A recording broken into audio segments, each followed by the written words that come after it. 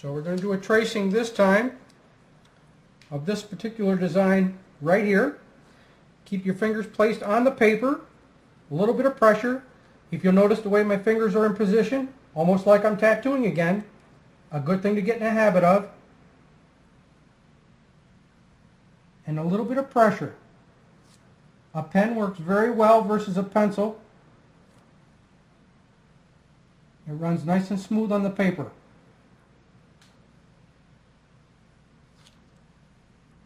Always drawing in the same direction you're going. Try not to draw backwards. It's hard to see where you're going and be accurate. Be sure before you stop on your design to pick up your carbon. Check to make sure that all your line work is done. You can do that by generally just looking in the reflection of the light.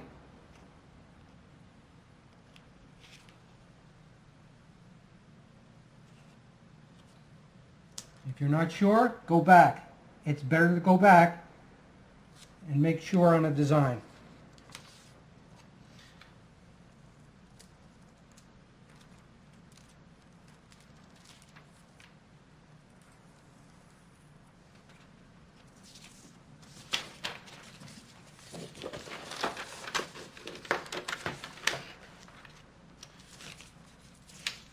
There's your copy. Make sure when you're done, cut your copy out so you don't get your fingers on it. Moisture will cause a smear in the design. Makes it a little bit more difficult to follow.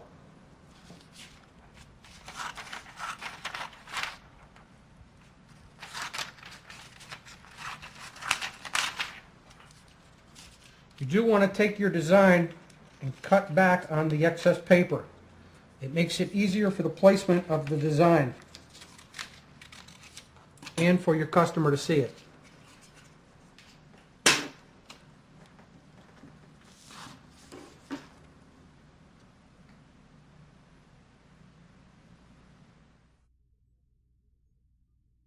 We're going to do a hectograph pencil stencil.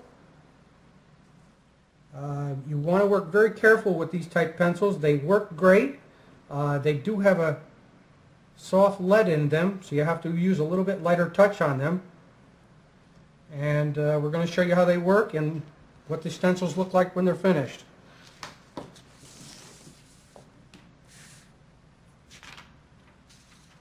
You're going to place the design underneath the paper.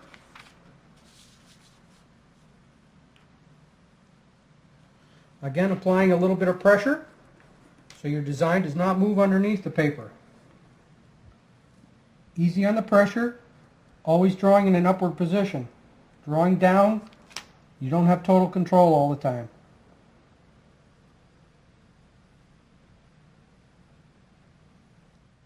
Again, looking at the position of my hand, it's in the same place it would be if I was tattooing.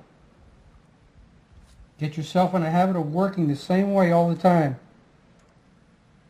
You will be a better tattooer.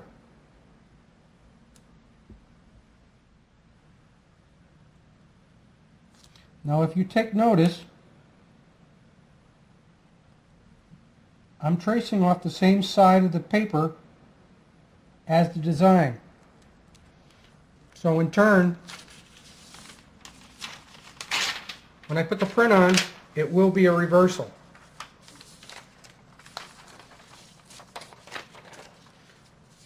We do want to bring that to your attention.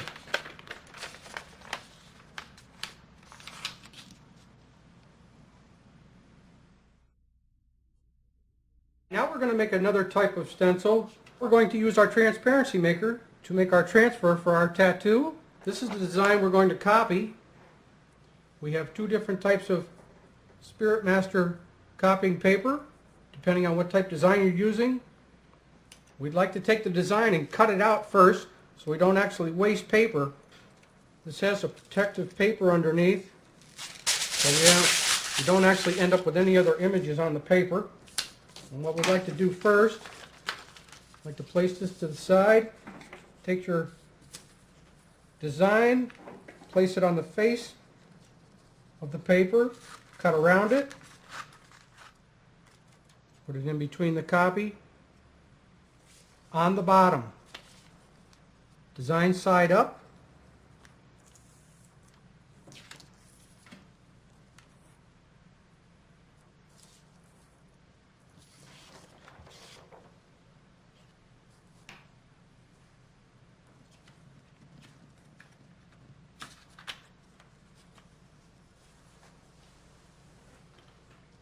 We'll have an automatic feed. Just press it nice and easy.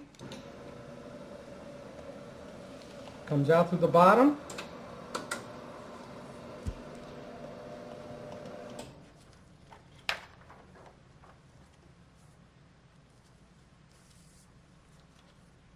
And there's your design.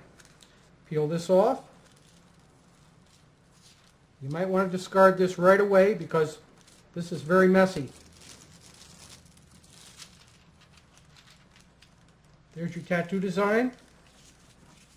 There's your copy to look at while you're tattooing.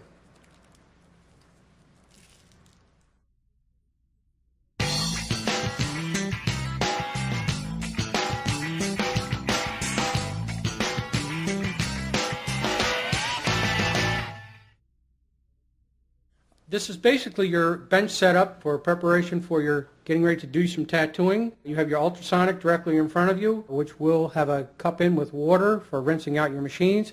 Your colors are within reach, and you should lay your colors out ahead of time. Your bandages within plain reach. Your gloves should be directly in front of you, so after you scrub down from your sink, you walk down, you put your gloves on, grab your instruments, you'll be ready to assemble and go to work. If you're looking to your right, as I'm sitting in front of the bench, you have your sharps container for disposal of your needles that you've used on your customer.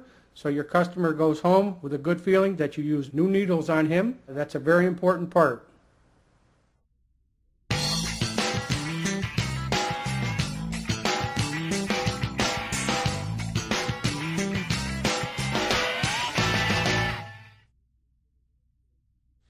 Okay, now we're going to get prepared to do some setup work, but we need to do a scrub down first.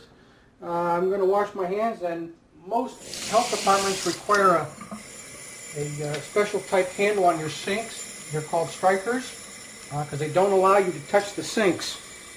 What I'm going to do first is I'm going to scrub down, and it's very important to get into the cuticle areas and the webbing parts of the fingers because that's where most of your bacteria and your germs are going to lie.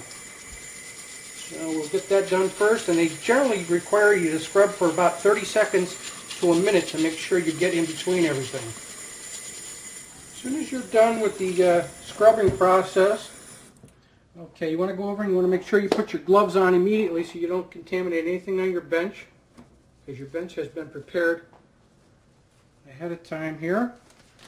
And we're going to place these on. If you look on the bench here, we have a disposable cap holder.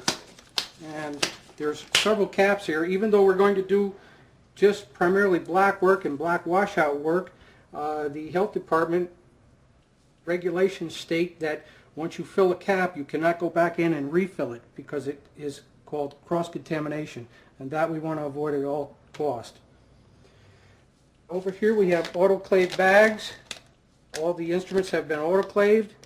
Depending on what type you use, you'll have to check your colorations on the back to make sure they are sterile beforehand. We're going to cut them open and we're going to place them in the machines and let you see how we're doing that. This needle that I just took out of the autoclave bag, that is a 7 needle round liner and a 5 needle square tip liner tube. That's the type of needle we're going to be outlining with for this design.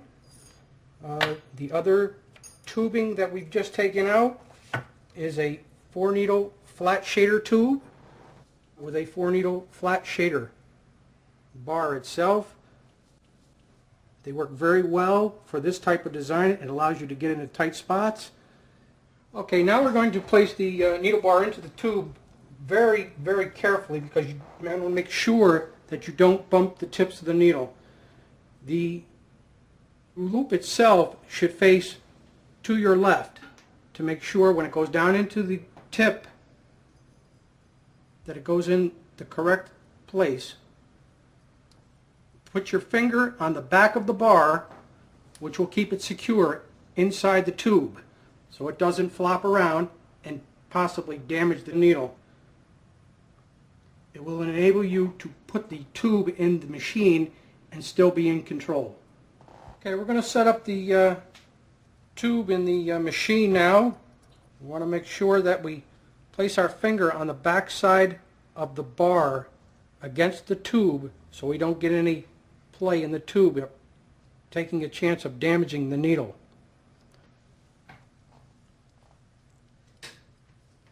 Always hold the machine towards you so you can see exactly what you're doing.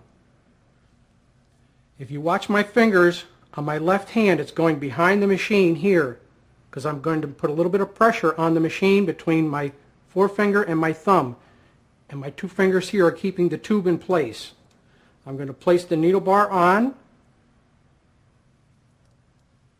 making sure that the needle bar is snug against the grommet, because if there's play between the grommet and the bar, there will be splashing and puddles on the skin that you don't want. I'm going to do an adjustment on the tube in 1 second. I'm going to put the rubber bands down first. Very important to get your rubber bands in place. It's important to make sure they're nice and even coming across. If you've got your bands twisted here, it will cause a different tension against the bar itself. So get them on nice and smooth. You're going to do the adjustment on the tube and the needle bar now. I'm going to place this against the paper so you can see that the end of the needle bar is just going to be sticking out at the end of the tip. I'm going to bring it up.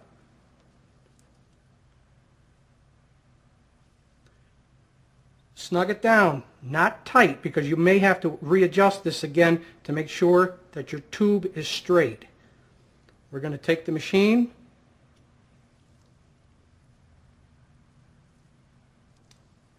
we're going to tip the machine this way. If you look at the tube in relation to the machine, you have to make sure it's straight this way so your tip in your tube is not angled. Now we're going to adjust the needle bar to the tube tip itself. You'll need your number 5 eye loop. If you watch the needle, it has to ride directly in the bottom of the tip. If it does not, it will cause a splashing in the machine, and you'll be very unhappy when you're doing your line work that you can't see where you're going. Now we're going to set up your 4-needle shader. Your 4-needle shader is 4 needles that will fit into this square tip here, which will allow you to get into very tight areas and still cover a relatively large area of skin. Placing into the machine.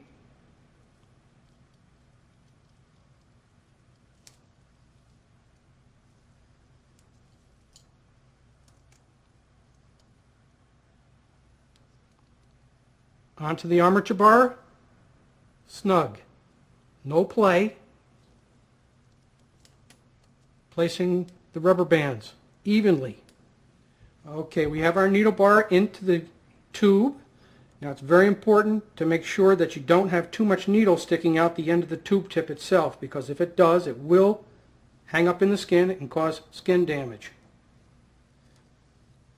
If you look very closely, there's a tiny, tiny bit of needle sticking out the end of the tube tip itself.